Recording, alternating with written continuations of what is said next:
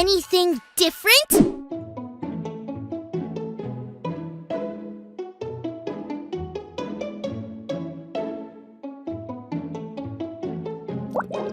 I cleaned my room. It looks okay. I actually like it better messy. It's more crazy Callie style. But my parents said I had to clean it, and actually I've been able to find some stuff I haven't seen in forever. I still can't find my favorite hair barrette, though. No, not your room. Oh, then what is it? Your clothes are on backwards. Oh, yeah. It was opposite day at school today, so I decided to put my clothes on the opposite way I normally do. Instead of forward, I put them on backwards. It was really fun. Hey, speaking of fun, let's play a game together that's all about opposites. Ready? Okay. I'm gonna tell you to do something, and you have to actually do the opposite of what I say. So if I told you to raise your hand, the opposite would be to keep your hand down. If I told you to nod your head yes, the opposite would be shaking your head no. Does that make sense? Yeah. Okay, let's play. Everybody stand up. Oh, did you stay seated? If you did, you got it. That's the opposite. Good job. Now, stay seated. Did you stand up? Great, that's the opposite. Now, close your eyes. Did you keep them open? Yes, that's the opposite. Now, take 2 steps forward. Did you take 2 steps backward? Yes, that's the opposite. You all got it.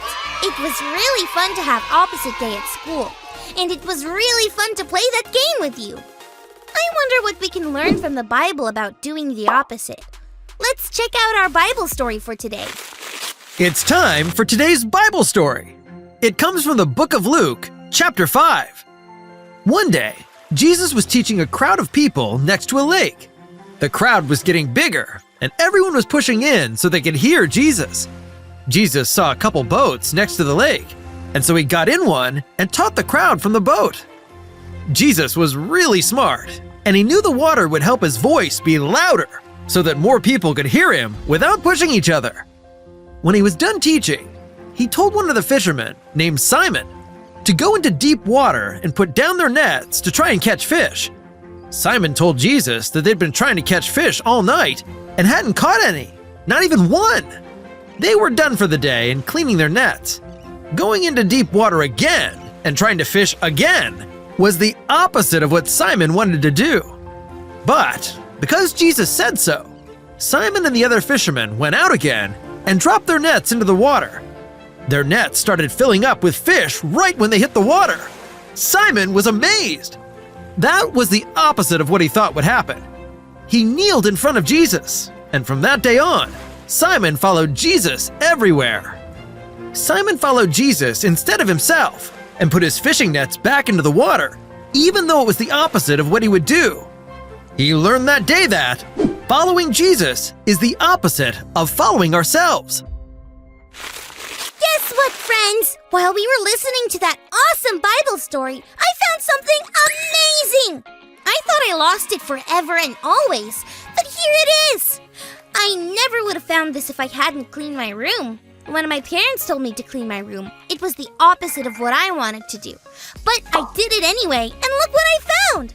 It reminds me of Simon from our Bible story, following Jesus instead of himself and putting out his nets to fish. It was the opposite of what he would do. But look what happened! Wouldn't it be cool if the fish were hopping in the net backwards? Could you imagine? Blup, blup, blup, blup! Thanks for growing and learning with me, friends. Remember, following Jesus is the opposite of following ourselves.